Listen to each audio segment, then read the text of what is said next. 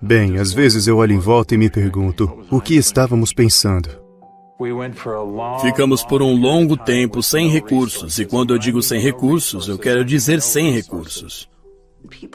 As pessoas nos disseram que éramos loucos por apostar tudo. Isso realmente vai funcionar? Penso que algumas das coisas mais bonitas podem surgir por meio de provocações e momentos difíceis. Eu havia sido médico por um longo período e tinha um paciente que veio me ver. E então me perguntaram, Dr. Hill, o que você pensa sobre os óleos essenciais? E eu cometi o erro de dizer uma vez. Eu acho que é uma das coisas mais loucas do que eu já ouvi falar. Ela me olhou bem dentro do olho e disse, estou muito desapontada em ouvir isso, porque eles fizeram por mim muito mais do que você ou qualquer um dos seus colegas já fez por mim. Aquilo me intrigou. E com o tempo eu fiquei mais intrigado e eu me envolvi com os óleos essenciais. E agora, nas últimas décadas, isso é tudo o que eu tenho focado, é tudo o que eu tenho feito. Eu me lembro quando eu entrei para o setor de óleos essenciais. Achei que fossem óleos de voodoo, achei que eram muito estranhos. Não demorou muito para eu começar a usar os óleos em meus filhos. E fiquei surpresa com o que fui capaz de fazer. E como aquilo me fortaleceu como mãe para cuidar da saúde da minha família. Eu era bem cético. Os pais eram educadores, meu pai é professor de física. Então eu simplesmente não fui criado com nada, além da medicina ocidental alopática. Aprendi ao longo dos anos como eram eficazes e podem ser, especialmente se forem puros. Depois de trabalhar 10 anos no ramo de óleos essenciais, me vi saindo devido à minha integridade, porque eu sabia que os óleos essenciais tinham que ser puros. O desejo do meu coração era apenas voltar para casa e criar meus filhos. E não fiquei em casa por muito tempo, até que meu marido chegou em casa e me disse, tem algo mais que você deve fazer. E ao dizer aquilo para mim, na verdade eu fiquei com muita raiva dele, porque o meu coração dizia, quero ficar em casa com os meus filhos. E ele disse, querida, você não está ouvindo. Há algo que você deve fazer com Dave e Dr. Hills com esses olhos. E eu disse, o que você quer dizer com esses óleos? Experimentei todos esses óleos essenciais por aí. Não há nada que atenda os padrões de qualidade de que a nossa família precisa para usar em nossos cuidados de saúde. E ele sorriu para mim e disse, eu sei, você deveria encontrá-los. Pare de pensar com a cabeça e comece a pensar com o coração. E foi naquele momento que eu soube que tudo aconteceu. E tive uma grande visão sobre sair e encontrar os óleos essenciais mais puros e potentes do mundo. E ensinar mães como eu sobre como assumir seus cuidados com a saúde. Então foi naquele momento, antes que o medo assumisse, que eu peguei o telefone e liguei para o Dave. E a Emily, na época, me ligou e disse, e se pudéssemos sair e buscar os óleos essenciais mais puros do planeta e trazê-los para o mundo de uma forma convencional? E ele ficou muito emocionado. E o Dave não se emociona. E foi aquilo, bem ali. Aquele foi o princípio para mim. E eu meio que senti fortemente como, sim, vamos abrir uma empresa. Então desliguei o telefone com o Dave, peguei o telefone e liguei para o Dr. Hill. E ao ligar para ele, ainda me lembro que ele deu uma risadinha. E eu disse, doutor, isso não é engraçado, estou falando sério sobre isso. E se pudéssemos sair e encontrar esses óleos puros, como sempre quisemos fazer? E se pudéssemos ensinar as pessoas a realmente entender o poder por trás desses óleos? E ele disse, não, Emily, eu não estou rindo porque acho que a sua ideia é louca. Estou rindo porque eu estava apenas me preparando para ligar para você e fazer exatamente a mesma pergunta. Tudo começou com uma pequena reunião inicial em um restaurante italiano. Em um restaurante italiano, no canto mais distante, nos reunimos por 5 horas e meia. Até que finalmente nos chutaram para fora do restaurante porque não estávamos mais comprando comida. E começamos a sonhar. Nos encontrávamos em qualquer lugar que pudesse ter um espaço para nos reunir, fora em lugares estranhos. E claro, o piso inferior da biblioteca de Oren foi um deles. Até ficarmos muito barulhentos. E eles finalmente nos chutaram para fora da biblioteca. Às vezes era no porão de nossas casas. Eu me lembro de não dizer aos meus filhos que eu estava desempregado e começando uma coisa nova. Mas que o pai estava trabalhando em um projeto de porão. Ao fazer o plano de negócios, eu comecei a perceber que aquilo ia ser grande. Eu sabia que com uma equipe tão boa e um produto que mudou as nossas vidas, sentimos que aquilo seria significativo. Desde que começamos na primavera de 2008, foi quando tivemos uma grande queda no mercado de saúde nos Estados Unidos. E havia muito pânico e muito medo. Analisamos como iniciar uma empresa. A primeira coisa que você pensa é: preciso levantar capital. Inicialmente, decidimos fazer isso. E realmente nós 4 acabamos voltando para a cidade de Nova York, visitando pessoas de perfil elevado. E ao nos reunirmos na manhã seguinte, naquela mesa de conferência, e estávamos com todos aqueles empresários estilo Manhattan que estavam se reunindo conosco e nos interrogaram por horas, finalmente no fim do dia, olharam para nós e disseram: acreditamos que seu modelo de negócio vai funcionar. Acreditamos que vocês terão sucesso e queremos financiar o seu empreendimento. Vamos lhe dar $5 milhões. E todos nós estávamos nos sentindo extremamente exultantes. Eles estavam dispostos a financiar a empresa, mas é claro que estavam interessados em 51% do controle.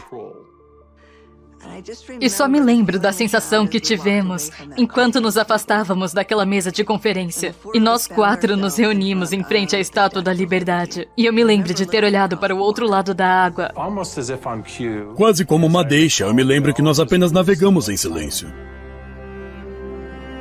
Enquanto olhávamos para a água, olhei para a Estátua da Liberdade e cheguei à conclusão de que estávamos fazendo aquilo para dar liberdade às pessoas. E se pegássemos o dinheiro deles, não poderíamos tornar as pessoas livres.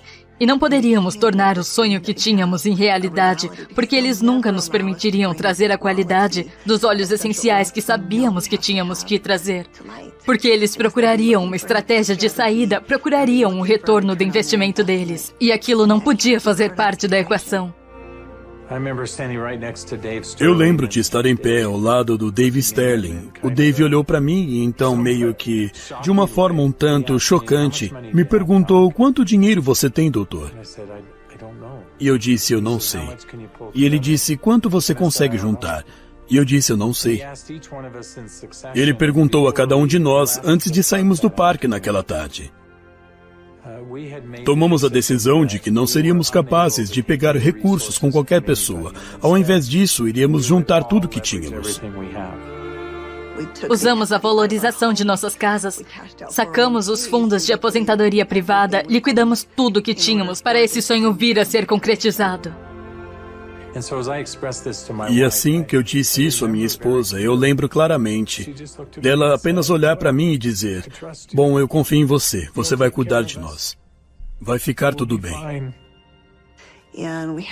E tivemos familiares que vieram até nós para dizer: você é um tolo, sua família vai ficar sem teto. Então apostamos tudo, não escondemos nada. Achamos que seria por apenas alguns meses que ficaríamos sem nenhuma renda, mas foram 13 meses.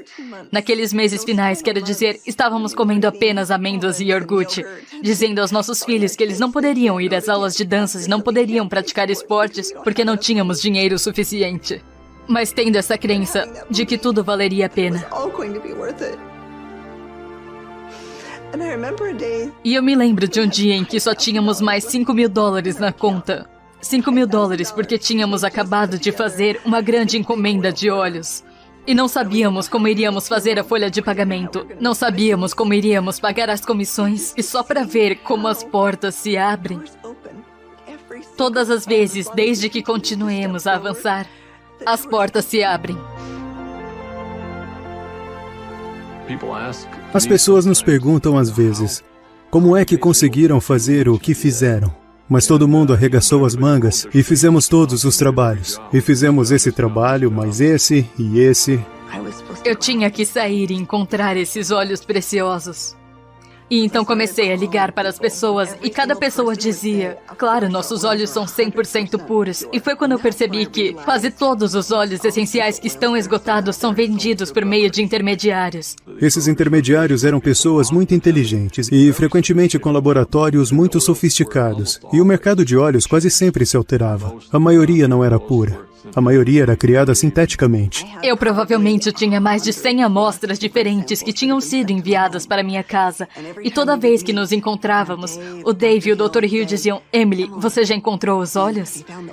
E eu tinha que dizer: ainda não.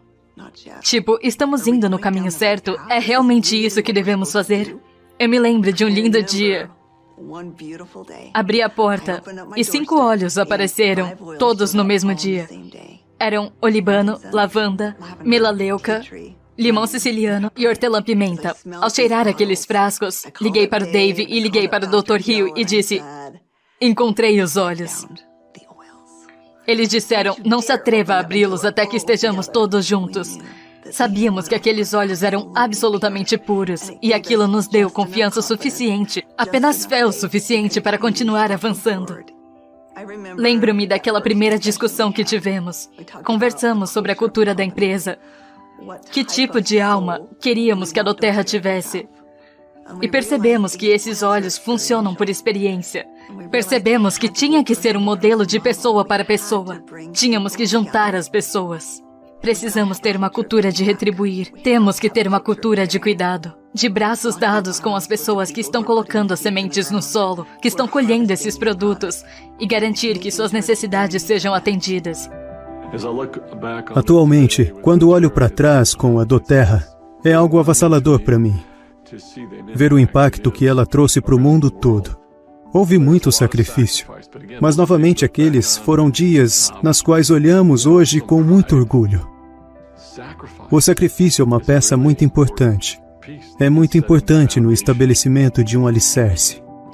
Hoje empoderamos quase 8 milhões de famílias em todo o mundo. Agora estamos enchendo 315 mil frascos de óleo todos os dias. Só de pensar sobre isso nessa escala simplesmente aquece meu coração. Sabendo que cada frasco está mudando a vida de alguém, em ambos os lados do frasco.